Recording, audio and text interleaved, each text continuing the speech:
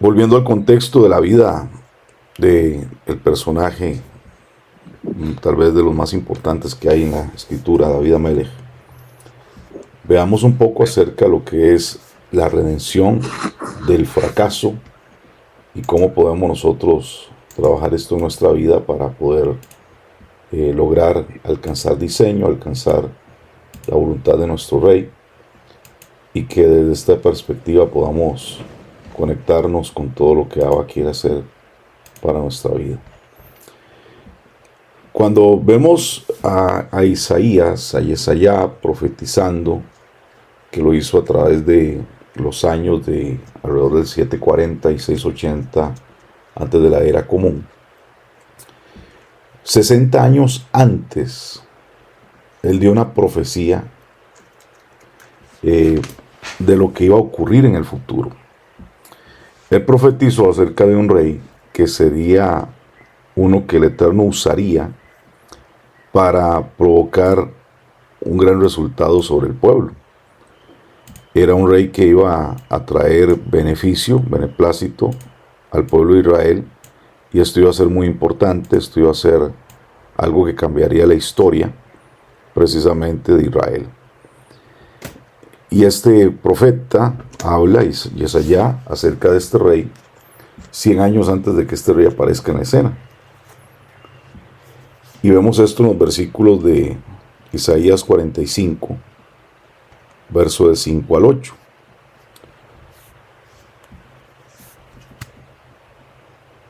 Dice: yo soy Yahweh y no hay ningún otro, no hay Elohim fuera de mí.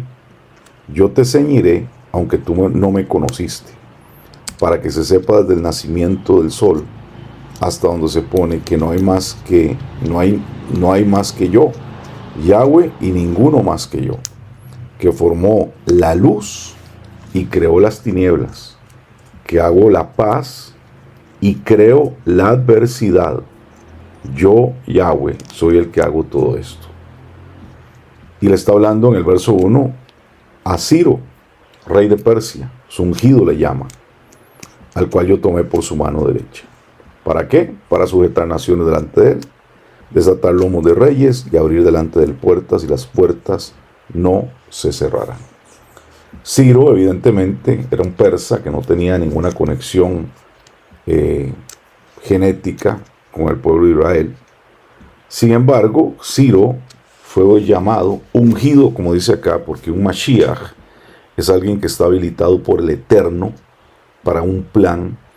Y en este caso, Ciro, como un Mashiach, fue habilitado para un plan. ¿Y cuál era ese plan? Bueno, se convirtió en un hombre más poderoso de la tierra, pero también dentro de ese plan, en la historia sabemos de que Ciro es el que provoca que el pueblo judío regrese a la tierra. Recuerden que ellos habían estado cautivos por Babilonia. Ciro, rey de Persia, conquista Babilonia, hace que retorne el pueblo y provee todo lo necesario dentro de su política de gobierno para que haya una plena restauración de la ciudad y del templo en Jerusalén. Pero lo que leí al inicio nos hace entender que Yahweh es el que genera adversidad, como dice acá, y él hace todas estas cosas, y lo hace para que la luz se manifieste en medio de las tinieblas. Esto es bien interesante, porque el Eterno nos enseña que Él ha formado planes que van más allá de nuestro entendimiento, y tiene una tremenda presciencia, y su omnipotencia es algo en lo que nosotros debemos de confiar. Y esta presencia, este conocimiento de todas las cosas, hace que Él en el futuro, en lo que no ha acontecido, podamos llegar a ver la restauración y los planes de bien que Él tiene para todos nosotros. Asimismo leemos lo que dice, por ejemplo, el libro de los Hechos, en capítulo 4, verso 27 al 28. Dice: porque verdaderamente se unieron en esta ciudad contra tu santo hijo Yahshua, a quien ungiste, Herodes y Poncio Pilato, con los gentiles y el pueblo de Israel, para hacer cuanto tu mano y tu consejo habían antes determinado que sucediera. Es decir, todo lo que ocurrió en el contexto de la oposición que tuvo Mashiach, todo, absolutamente todo, era parte del plan predeterminado de nuestro Elohim. Entonces, esto es algo que nosotros debemos de reconocer. Él tiene siempre los planes asegurados, y de todo caos que nosotros podamos ver aparentemente hoy en nuestra vida, o de todo lo malo que aparentemente ha sucedido, Él siempre ha estado en control de cada detalle y va a sacar todo adelante de acuerdo a su voluntad. Inclusive cuando vemos la vida de David, podemos preguntarnos qué pasó con el tema de esta mujer con la cual él se inmiscuyó, la esposa de Urías Eteo, y qué fue por qué el Eterno permite estas cosas, o por qué sucedieron, por qué Betsabé fue parte de este pecado en la vida de David. Bueno, realmente el plan del Eterno, a pesar del fallo de David, había sido establecer su justa misericordia. Por eso, antes del fracaso de David, en este episodio tan dramático de su vida, que fue el pináculo de su corazón desviarse, de su fracaso, de su error y de su pecado, usted puede leer 4 capítulos antes, en 2 Samuel 7, que ya lo hemos leído, que el Eterno le dio a David el pacto de su fiel misericordia. Y esto provoca que David pueda ser establecido en todo el plan eterno, a pesar de su fracaso. La respuesta a la pregunta de Yahweh en darle esta misericordia es porque él sabe que David, a pesar de ser un varón conforme a su corazón, también tenía áreas de su vida que probablemente tratarían de desviarlo del camino. Entonces, si consideramos esa presciencia, ese conocimiento previo del Eterno, es espectacular. Porque antes de David alcanzar este gran fracaso en su vida, ya Elohim tenía todas las cosas restauradas, como lo dice Eclesiastés, capítulo 10. Lo que era de ser y lo que fue ya, y Elohim restaura lo que pasó. Entonces, cuando nosotros vemos a David confrontado por el profeta Natán en esta historia, también vemos la misericordia fiel que el Eterno tiene por David. Esa misericordia que ha dado como un convenio eterno. David se arrepiente. El hijo que nace de este adulterio muere. Pero en este pacto, en el segundo pacto de la misericordia, dice más adelante que Yahweh lo amó. Y yo estoy seguro de que Elohim alteró a todos los religiosos, a todos los que pudieran haber juzgado, a todos los que hubieran podido señalar el pecado de David, cuando saca este pacto eterno, esta promesa eterna de establecer a alguien en el trono siempre de David, uno de sus descendientes, precisamente estableciendo a Shelomó, cuya madre inició una relación adúltera con David, su padre. El hombre más sabio que haya existido tuvo la mayor unción para que la sabiduría haya caído sobre él. Y todo empezó con una relación tan dramática y tan pecaminosa que David tuvo. ¿Cómo puede Elohim hacer esto? Eso solo es posible por una razón: el pacto de la fiel, de la segura misericordia que el Eterno había establecido con David. Elohim no tuvo que encontrar otro David, no tuvo que rechazar a David como rechazó a Shaul y comenzar de nuevo y traer otro linaje. Él hizo un pacto para redimir el fracaso de David. Y la redención en este tema significa que tú compras parte del castigo y sacas el bien del mal. La redención es algo, amados, que nos permite a todos vivir y terminar nuestro llamado. Todo pecado tiene repercusiones. Hay que pagar un precio. Hay 4 corderos que murieron por la vida de una oveja llamada David. Vemos la muerte de sus hijos. Y hay consecuencias por causa del pecado.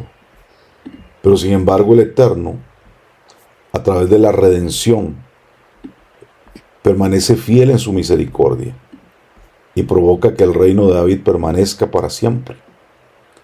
Entonces todo lo negativo, el Eterno lo convierte en algo positivo. Elohim trajo aquel que llenaría el propósito eterno, que cumpliría con el deseo de David de construirle una casa a Elohim a través de una relación que él tenía que redimir.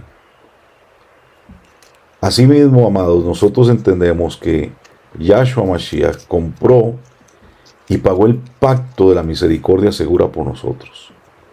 Y Él lo extiende a nosotros y seguramente podemos nosotros también extenderlo los unos a los otros. Y seguramente nos lo apropiaremos y diremos sí a Elohim y dejaremos que Él redima nuestros mayores fracasos. Porque hay tanta gente hoy estancada en los planes del Eterno por su fracaso y su experiencia negativa del ayer. Hoy tenemos que, sí, probablemente estar comiendo los frutos de ese pecado, porque todo lo que el hombre siembre, eso segará. Pero eso no quiere decir que eso va a ser eterno para nosotros. Tenemos que salir adelante y tenemos que tener un elemento disuasorio en nuestra vida para no volver a caer. Y tenemos que levantarnos. Sí, como David perdió tantas cosas, a su hijo, ¿qué iban a hacer de esta mujer? Perdió a Absalón, perdió a Amnón, sus 2 hijos, perdió a Ahitofel. Y esos 4 corderos dieron su vida por esta oveja llamada David. Y David vivió el resto de su vida con el fruto de este pecado. Pero la redención, sin embargo, permitió que la visión de David se cumpliera con el fruto de su mayor fracaso. Entonces, la progresión de aceptar el perdón y aceptar la justificación y aceptar la justicia y aceptar la redención solo se completa cuando nosotros permitimos, escucha bien eso, cuando tú permites que el Eterno convierta el fracaso en la plataforma para nuestra mayor victoria y nuestra mayor satisfacción. Entonces yo te digo en esta mañana, no te estanques en ese fracaso. No te estanques en ese dolor. No te estanques en los que ya no están, ni en lo que ya no fue, ni en la que ya no es. Porque probablemente todo esto era necesario para algo mayor en tu vida, aunque en este momento no lo entiendas. Esa es la redención en acción. Lo que yace en nuestro fondo ya no tiene por qué permanecer oculto. Debemos de llevarlo a Elohim y permitirlo que Él nos redima. Tenemos que confesar nuestro pecado, confesar nuestra maldad, reconocer que hemos fracasado y no autojustificarnos cometiendo más errores. Él es el Redentor, Él nos quiere redimir y nosotros no podemos convertirnos en un agente de redención hasta que permitimos que Él haya hecho la obra que tiene que hacer en nuestra vida. Ese es un proceso por el cual Él nos lleva y es hora que nosotros podamos recorrer este proceso para que podamos alcanzar, convertirnos en aquello que Él quiere que manifestemos para la honra y la gloria de su reino. Vamos a hablar de 8 pasos que podemos encontrar en este ejemplo de David y en la Escritura acerca de la restauración en nuestra vida. Primero que todo, leamos lo que dice 2 de Samuel, capítulo 12, del 13 al 14. Y ahí vamos a encontrar dos de estos pasos. Dice así: entonces David dijo a Natán, pequé contra Yahweh. Y Natán dijo a David, también Yahweh ha remitido tu pecado, no morirás. Mas por cuanto con este asunto hiciste blasfemar a los enemigos de Yahweh, el hijo que te ha nacido ciertamente morirá. En el primer paso nosotros vemos a un David reconociendo su pecado. Y esa es una parte que a la mayoría nos cuesta a veces. Pero es la restauración la que nunca puede ocurrir sin esta parte perpetradora que se niega a abrir el pasaje principal, reconocer que somos dueños de esta situación. Esto es un acto de transparencia, de humildad que Elohim requiere de parte de nosotros. Porque cuando hay falta de reconocimiento, se pone fin a una esperanza de restauración.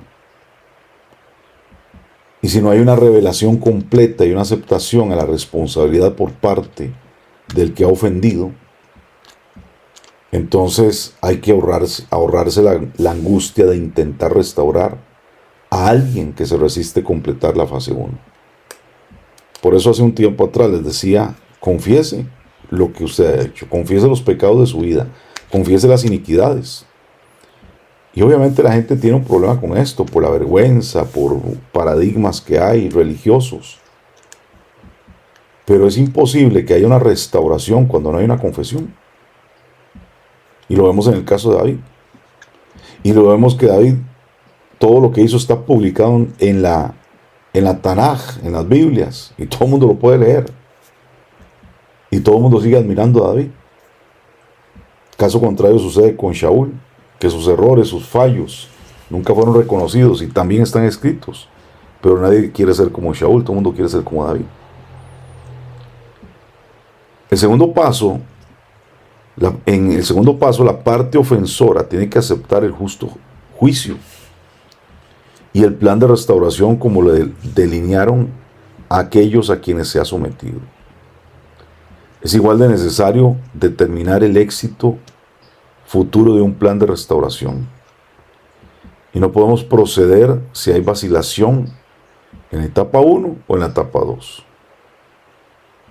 La presentación en los dos primeros niveles produce una tasa de éxito muy alta, mientras que el fracaso en cualquiera de ellos suele condenar el proceso. Es decir, primero yo reconozco que he pecado y segundo reconozco que van a haber circunstancias por ese pecado y no las voy a poder evitar. ¿Eso quiere decir que el Eterno no me va a restaurar? No, sí te va a restaurar, pero vuelvo y repito, lo que tú sembraste lo vas a tener que recoger y te lo vas a tener que comer y vas a tener que aprender a manejar esta circunstancia hasta que sea resuelta. Dice la palabra, entonces David se levantó de la tierra y se lavó y se ungió a sí mismo. Es decir, se levantó de llorar, dejó de sentirse mal, entendió que tenía que pasar su proceso, se preparó para vivirlo, se cambió de ropa, se ungió y entró en la casa de Yahweh y le adoró. Y luego se fue a su casa. Y cuando él pidió, le pusieron comida delante de él y él comió. Es decir, hay que entender que a pesar del fracaso, a pesar del error, a pesar del pecado, sí nos tenemos que doler, sí tenemos que clamar delante del Eterno, pero no podemos estar en el piso toda la vida. Tenemos que levantarnos y prepararnos para lo que viene. Y tenemos que salir de la angustia, tenemos que salir de la depresión y comportarnos como un verdadero varón, una verdadera varona, y dejar de estar en la queja, dejar de estar en la lamentación y asumir nuestra responsabilidad espiritual. El tercer paso exige una elección personal que surja en medio del fracaso. Cada persona debe elegir levantarse, hacer la transición de la posición de luto por su fracaso a aceptar el perdón de Elohim. Esto significa, amados, que aceptar lo que Mashiach compró con su sangre. David tuvo que elegir entre levantarse. Nadie lo tuvo que recoger. Nadie lo tuvo que ayudar. Y eso es algo que tiene que quedar grabado en el corazón. Puede decir que la gente necesita apoyo en medio de la devastación por lo que el pecado ha producido. Pero la gente no puede estar en parálisis del pasado. Tienen que caminar, porque si no se camina, entonces nada empieza a cambiar. El apóstol Pablo, o Shaul, como usted le quiera llamar, nos dice en Filipenses: olvidando lo que queda atrás, optamos por proseguir hasta el supremo llamamiento de Elohim en Yahshua HaMashiach. A menudo tenemos que acercarnos a aquellos que fracasan con esa actitud. Es hora de ver a Elohim levantarse sobre su pueblo, de ser agentes de restauración. Y esta es la función de la misericordia que nosotros debemos de tener: ayudar a otros a levantarse de su fracaso y habilitarse en el plan eterno, en el plan de perfección, en el plan de elevación. Y tiene una aplicación muy práctica. Nos convertimos en las manos, en el corazón y las palabras de Elohim extendidas a los fracasados para que se puedan levantar. El paso número 4 lo encontramos dentro de este mismo texto en el capítulo 20. En el versículo 20, del capítulo 12. Lo vamos a leer. Que dice: entonces David se levantó en tierra, se lavó, se ungió, cambió sus ropas, entró a la casa de Yahweh y adoró, y después vino a su casa y pidió, y le pusieron pan y comió. Entonces, David aquí toma la decisión de lavarse, y el lavado es el proceso necesario para limpiar la conciencia, permitiendo al individuo recoger el llamado de Elohim. La conciencia tiene que ser lavada de los efectos del pecado, y cada uno de nosotros tiene que aceptar el hecho de que la justicia que es dada por el Eterno también tiene que ser alimentada, nutrida en nuestra vida. No es algo que nos ganemos, es un regalo que hay que tomar. Y este lavado es absolutamente imprescindible para nosotros restaurar esta realidad, porque el lavado limpia la autocondenación. Y por eso David lava la vergüenza, y esto es necesario para avanzar hacia la confianza restaurada en los dones y los llamados del Eterno. Ahora, esto es lo que nosotros conocemos como la Tevilá. Pero nosotros debemos de reconocer que hay dos tipos de Tevilá para nosotros. La Tevilá, donde nosotros hacemos una conversión a caminar como un seguidor de Mashiach. Y la Tevilá que hacemos por purificación, para estar ritualmente aptos en la presencia del Eterno y hacer precisamente lo que acabamos de mencionar. El quinto paso es también la elección de ungirse a uno mismo, como dice este verso. Eso refleja la unción de ser limpio, de estar regresando con confianza a la posición, al llamado, al ministerio. Y hay dos palabras hebreas diferentes para unción. Una es la unción, que es un evento único que ocurre cuando una persona es iniciada en el ministerio, como el caso de David cuando fue ungido para ser rey. Y él respondió a este llamado cuando Samuel derrama aceite para ungir, o de la unción sobre su cabeza. Pero la unción que aquí está experimentando David tiene otra connotación. Esta unción no es una aplicación de la misma operación de este aceite para habilitar el llamado. Esta unción es una unción que refleja el gozo de ser purificado, la restauración de la confianza alcanzada a través del perdón del Eterno. Y eso es un paso muy importante en la transformación. Es el fruto de la restauración.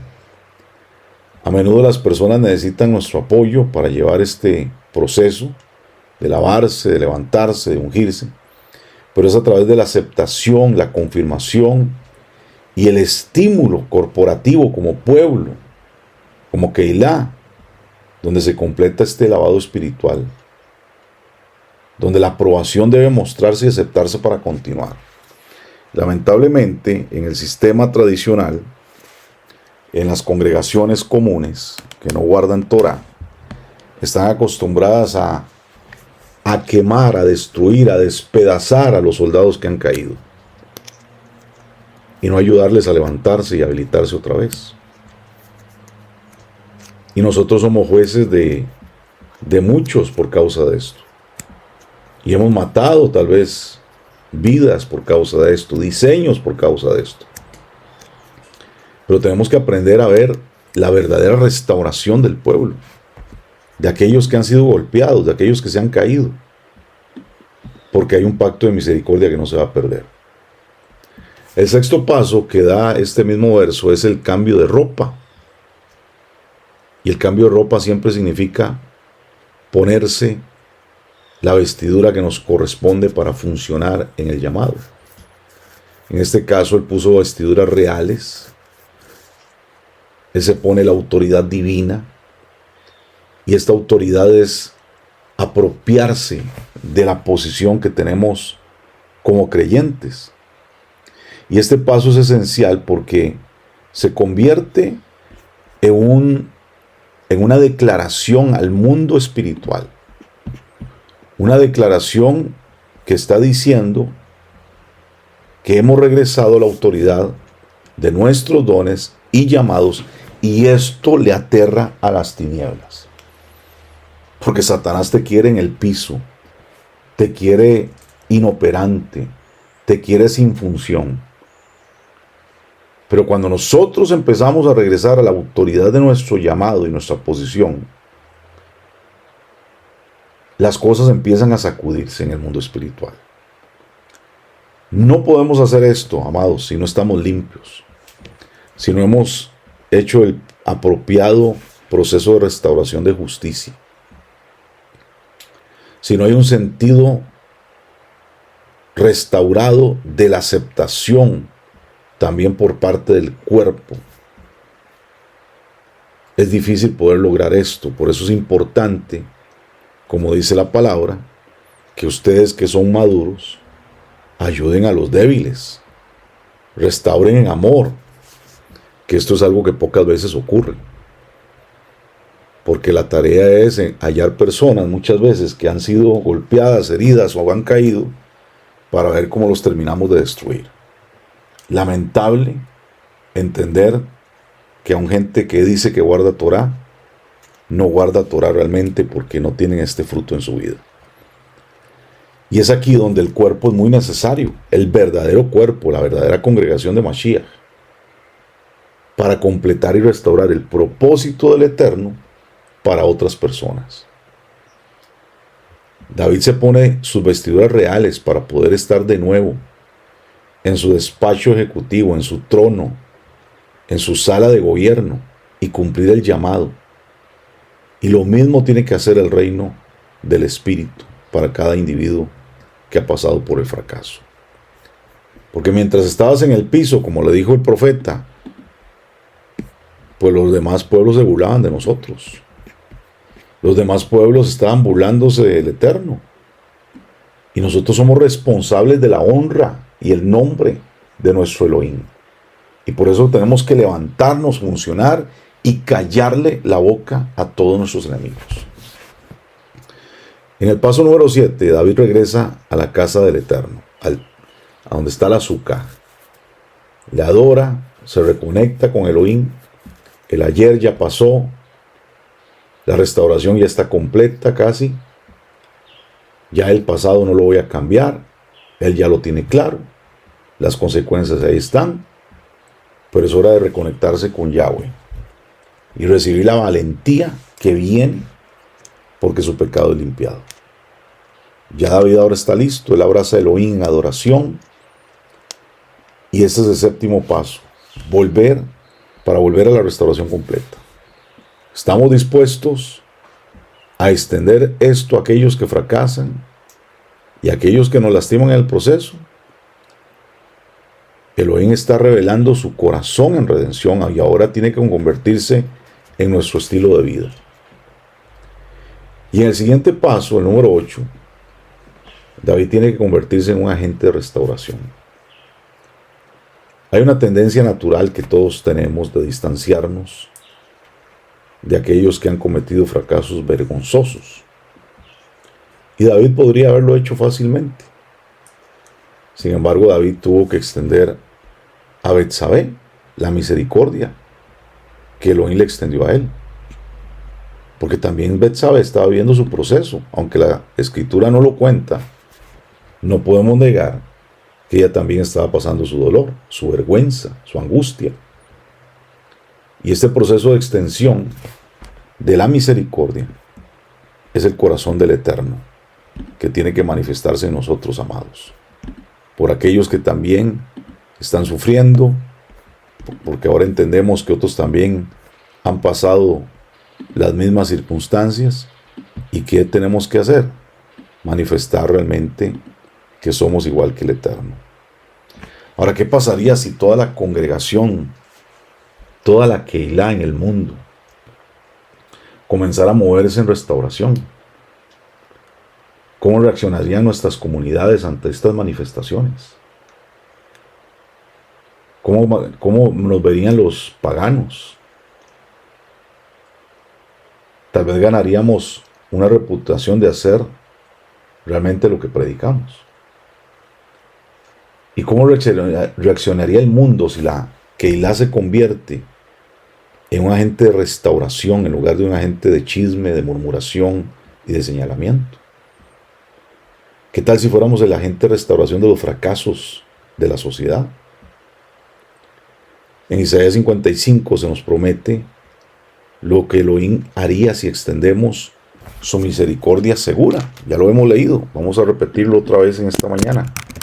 Isaías 55, versos del 3 al 5, que dice: inclinad vuestro oído y venid a mí, y vivirá vuestra alma, y haré con vosotros pacto eterno, las misericordias firmes de David. He aquí que yo lo di por testigo a los pueblos, por jefe y por maestro a las naciones. He aquí llamarás a la gente que no conociste, y gentes que no te conocieron correrán a ti, por causa de Yahweh tu Elohim y del Santo de Israel que te ha honrado. Entonces el Eterno promete que nosotros llamaremos naciones que no conocemos, naciones que no nos conocen, correrán hacia nosotros, una vez que vean la manifestación de la misericordia en nuestra vida. Aparentemente el mundo está esperando ver esto, este pacto de misericordia en funcionamiento. Y si podemos manifestarlo, somos merecedores de una unción que hará que las naciones corran hacia nosotros. ¿Cómo nos está yendo? Pues es más fácil juzgar que extender la misericordia. Podemos juzgar a los líderes, echarlos, ponerlos al margen, desterrarlos, despedirlos, pisotearlos, a todo un liderazgo, para que nunca más sean vistos, para que no nos den vergüenza, para que no vuelvan a ser escuchados. Pero el problema es que con ese camino todos estamos siendo descalificados para la unción que gana las naciones. ¿Será que deberíamos de considerar cambiar nuestros caminos?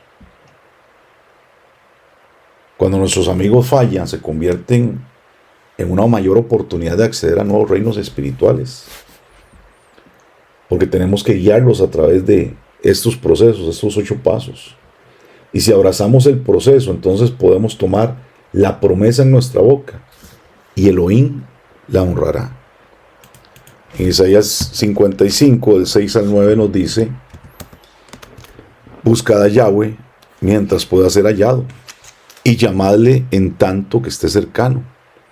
Deje el impío su camino y el hombre inicuo sus pensamientos, y vuélvase a Yahweh, el cual tendrá de él misericordia, y al Elohim nuestro, el cual será amplio en perdonar. Porque mis pensamientos no son vuestros pensamientos, ni vuestros caminos mis caminos, dijo Yahweh. Y como son más altos los cielos que la tierra, así son mis caminos más altos que vuestros caminos, y mis pensamientos más que vuestros pensamientos. Entonces la promesa es que cuando el individuo regrese al Eterno, Él tiene misericordia, Él perdonará abundantemente, no escasamente. Y el perdón abundante tiene que tener una manifestación de las personas también. Tenemos que suplir las palabras, las manos de la abundancia, el toque de Elohim a través de una congregación que verdaderamente es cuerpo. Y Elohim nos permitirá que extendamos esta actitud a una nación. Y a menos de que esto ocurra fielmente hoy en día los unos con los otros, no sucederá el cumplimiento profético de las naciones. Porque las naciones hoy necesitan desesperadamente la misericordia de Elohim. ¿Cómo calificamos entonces para extender esto a una nación? Lo primero es extenderlo entre nosotros, los unos a los otros, nuestras familias naturales, espirituales, y empezar a manifestar esto de una forma especial. Así que, amados, cuando nosotros encontremos estas situaciones en nuestra vida, cambiémoslas y entendamos la misericordia de nuestro Rey. Si leemos Isaías del 10 al 13, nos dice lo siguiente: porque como desciende de los cielos la lluvia y la nieve, y no vuelve allá, sino que riega la tierra, y la hace germinar, y producir, y da semilla al que siembra y pan al que come, así será mi palabra que sale de mi boca. No volverá a mí vacía, sino que hará lo que yo quiero, y será prosperada en aquello para que la envíe. Porque con alegría saldréis, y con paz seréis vueltos. Los montes y los collados levantarán canción delante de vosotros, y todos los árboles del campo darán palmadas de aplauso. Y en lugar de la zarza crecerá ciprés, y en lugar de la ortiga crecerá arrayán, y será Yahweh por nombre, por señal eterna, que nunca será raída. Cuando hablamos aquí de por ejemplo, menciona las zarzas, la ortiga, como circunstancias de la vida que generan maldiciones. Esos son resultados o símbolos de maldición en la vida de una persona. Y son símbolos de improductividad debido al pecado que ha estado en la vida de una generación. Pero cuando Elohim creó la tierra y dio territorio a los grupos de personas, esos también podían perder su derecho a la tierra llenándola de iniquidad. En Baikra 22, Elohim advierte a los israelitas que no adoptaran los estatutos de las naciones que habían desposeído, porque la tierra los vomitaría. Y cuando llenaron la tierra de iniquidad, ya no la pudieron proteger. Y hay 4 cosas citadas en ese capítulo que llenan una tierra de iniquidad. Número 1, el sacrificio de la sangre inocente. Número 2, la proliferación de la hechicería y la nueva era. Número 3, la rebelión encontrada dentro de una cultura, por ejemplo, llena de drogas, como ocurre hoy en día. Y número 4, también tenemos el problema del proteccionismo y la promoción de las conductas sexuales desordenadas. Entonces, cuando una nación empieza a cosechar el fruto de la desobediencia, los creyentes tienen una obligación: caminar en el convenio de las fieles misericordias y detener el juicio de una cosecha que está siendo provocada por esta maldad. Y así como la tierra clama por limpieza, así como la creación gime por la manifestación gloriosa de los hijos de Elohim, nosotros como pueblo tenemos que haber sido practicantes de esta misericordia los unos con los otros. Porque si no tenemos esta capacidad, no podemos entonces detener los juicios de maldición que están sobre la tierra.